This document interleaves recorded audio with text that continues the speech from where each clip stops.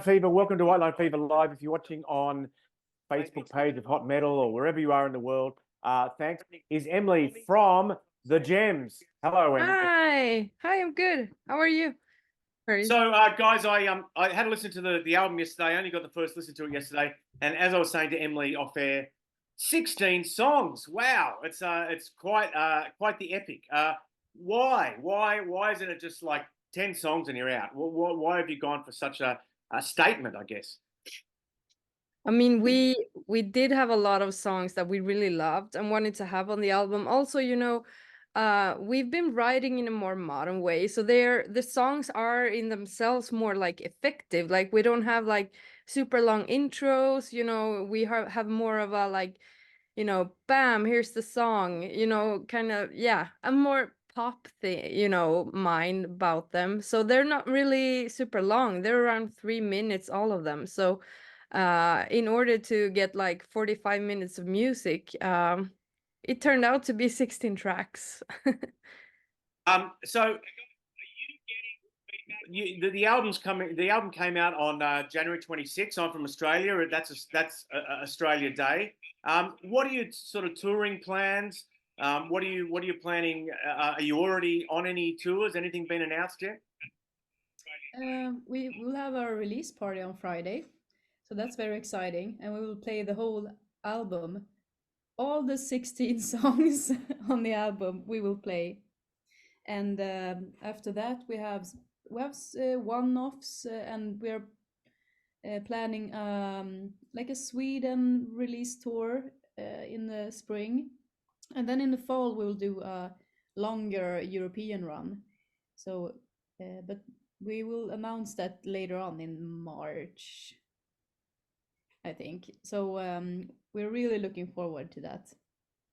Was that sort of one of the reasons that you didn't? I mean, are you going to include Thundermother songs in your set? And by having 16 songs, you don't have to play a lot, I guess, but you still get to play some. Is that part of your thinking that you wanted a gig full of songs? No, I mean, it wasn't the plan, but yeah, Mona, you go ahead. No, there are so many people that wants to hear the Thundermother songs with the original drummer and the singer. So we'll probably play the songs that Emlee and Guernica were part of writing. So, but what was the question? The 16. I mean, it's all we have in the contract. We need to have 45 minutes of music, and since we write so short songs, there will be a lot of songs. Yeah, but I mean, we didn't think about it, but now when you're saying it, it's good that we have that many songs actually, because we do want to have our own like, materials to play live. And I think as Mona said, we will do some Thundermother songs, because I think people want to hear these songs with the voice that's on them. And we were a part of writing them as well, so there are babies too.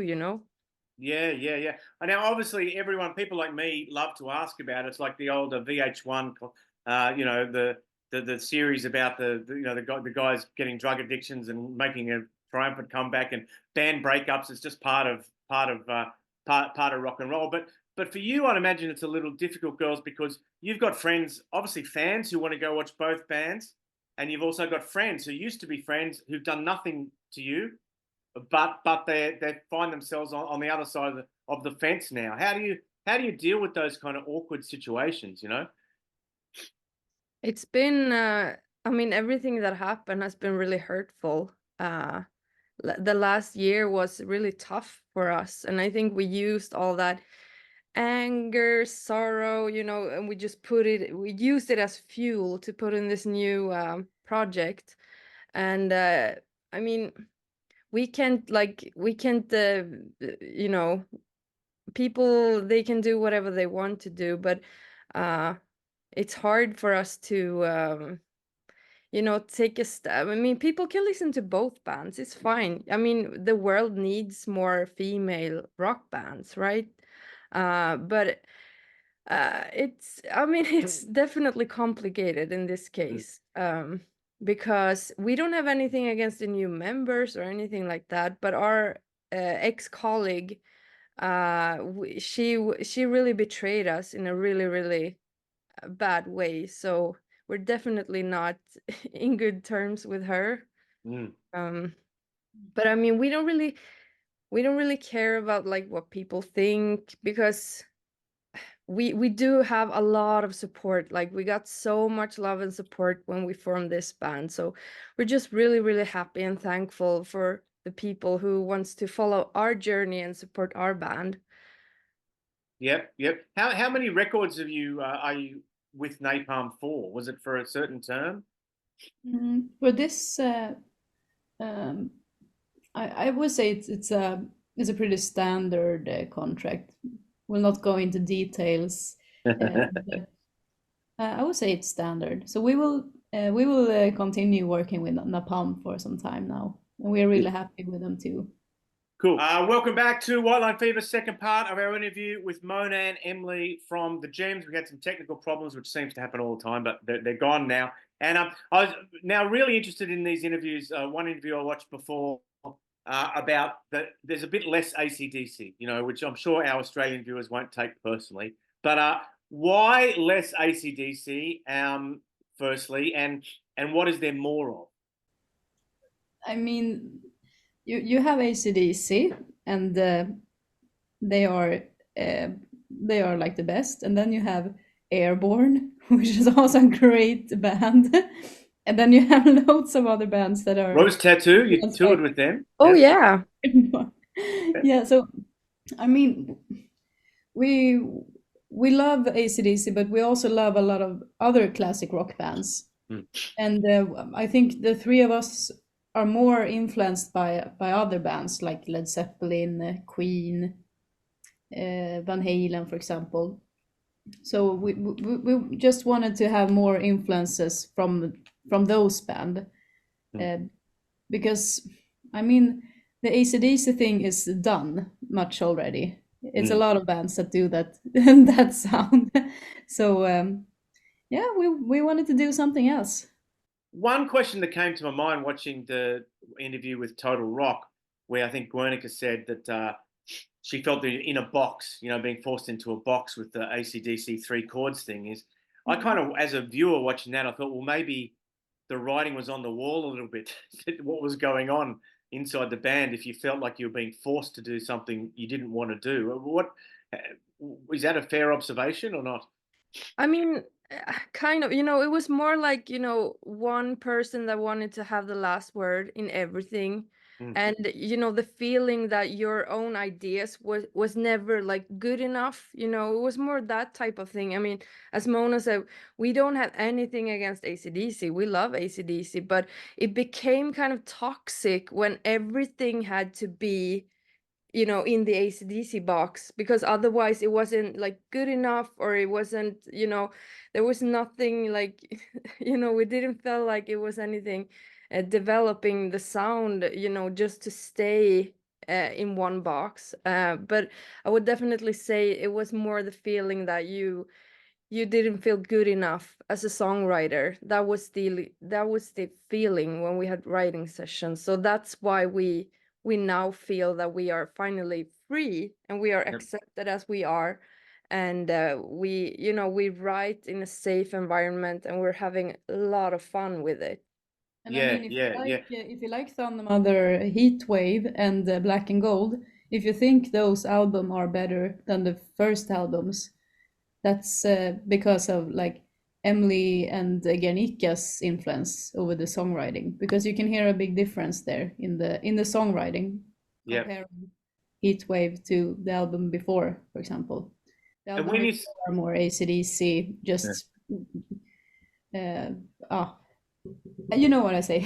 No, I do. I know what you mean 100%. But you said you're going for a more sort of modern sound. Modern means more a mix of influences, I guess. But did you learn about that from touring and from talking to people and looking at the crowd's reactions and going to America with Scorpions and kind of is it what you think there is a demand for, or is it just what you want to play?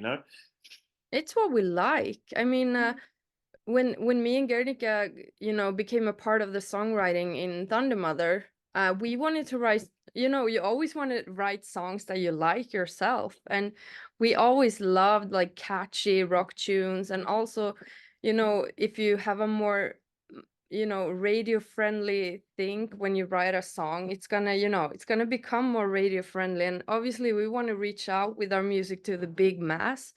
And then you kind of have to, you know, think different with that. And also, you know, we feel that we want to bring rock back to, you know, where it was in the 80s, when it was kind of mainstream, you know, it was huge, everybody listened to rock. And I think to, you know, we think that if we bring like a modern vibe into the rock, the classic rock, hopefully it's gonna, you know, revive a little and maybe come back to that mainstream audience again.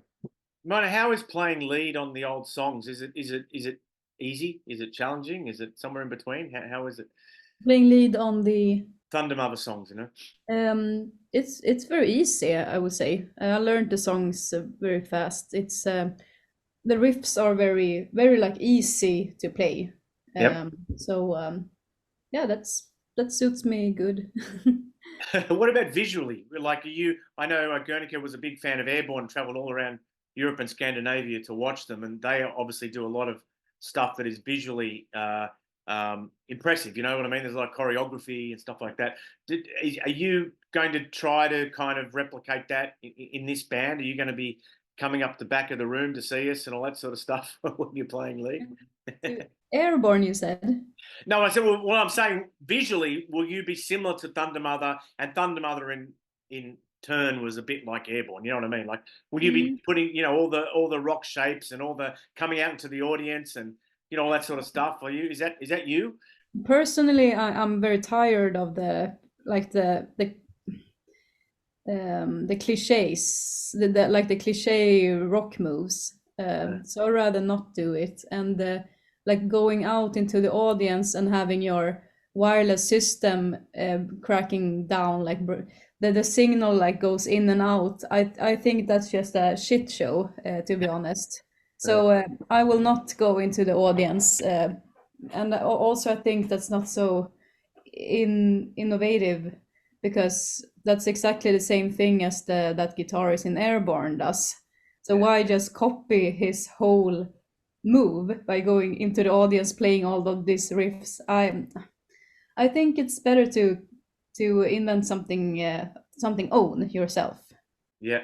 Yeah. And what will that be? What will that be? I mean, we do have big plans for our live shows. I mean, we think already now, you know, arena big, like we like to, you know, plan for the future, even though it's in the future. But we want to have, like, you know, it was really inspiring to be on tour with the Scorpions, because they had this like big LED screens that they worked around the show with, and we really want to have that in the future. And we've already started to think about like what video material could we use, you know, on this song, and what light, you know, the light show and everything.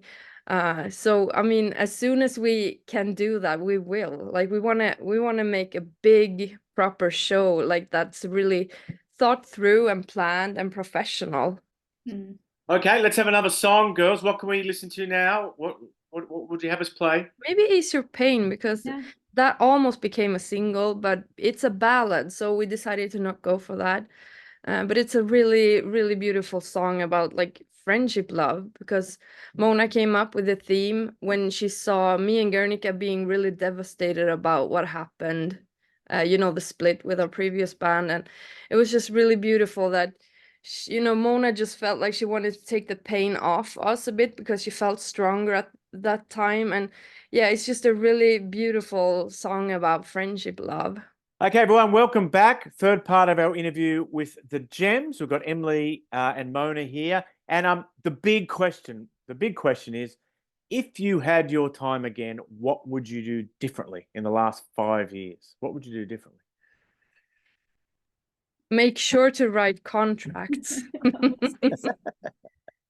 Is that it? It's hard, because if you work with someone that refuses to write contracts, it's impossible, of course, but Mm. the contract is always good. Like, be prepared for everything, have a B plan for everything. Mm. Mm. That's good advice, I think. Also, like with that said, like, I mean, everything that happened has been horrible, as we've, you know, told you, but also like we don't really, there's not many things that we regret, because you know, life is an adventure and you learn from your mistakes, and you wouldn't be the person you were today if you hadn't, you know, been through the things you've been through. Yeah. Sorry. No, you Yeah, I don't. don't regret anything either. Yeah, I guess one of the questions also from one of the readers was, which is a predictable one, when are you touring Australia? Is there any plans?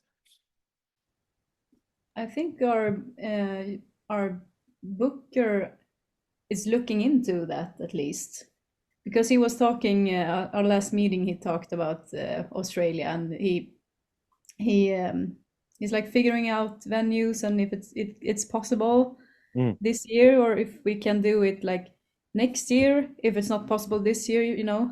Yep. So he's looking into it. Yeah, cool. I'm sure you'd And be very popular there. And we would love to come to Australia. Like, that's a dream. I mean, we've been in America, we've been in, you know, Europe. We do, you know, Australia is one thing that we have left to tour and to, you know, yeah, to see. I really want to go to Australia. When you were touring with the Scorpions, were things like that that's a career highlight, really, I guess. Were things good at the time, or were things pretty bad at the time? I mean, it was okay. It was not good, but we are professional people, and we do our work. And I mean, some days it was not the best vibe in the tour bus, but it's, you don't need to have that every day, because maybe you don't need to be best friends with everyone you work with. You can still be good business partners. Yeah. So I mean, it was okay. It was of course it was a challenging tour, living in a tour bus for 2 months. I think that would be a challenge to anyone. So yeah. I think it was okay. I think Emlee. I mean, it was tough for me. I actually had to go on some medication to be able to do that, honestly, because my mental health was not in a good place at the moment. We had yeah, it had been like bad, you know, everything behind the scenes has been really bad for a long time, but we've always, like Mona said, been professionals, and you know, never let it look like we were, you know, we wanted it to look like everything was good and we did our jobs professional, but behind the scenes has been really tough. But also, like, we got treated so well by the whole Scorpions team and crew, and you know, we had each other, and so it was also, you know, it was both. Yeah. It's funny you said, and I'm going to let you go in a minute. It's funny you said that Guernica felt stronger and she wanted to share her strength with you. If you guys hadn't have got behind her, what would she have gone and done solo career, or what would she have done? No, I think it was actually I don't know if you said if Guernica was the stronger.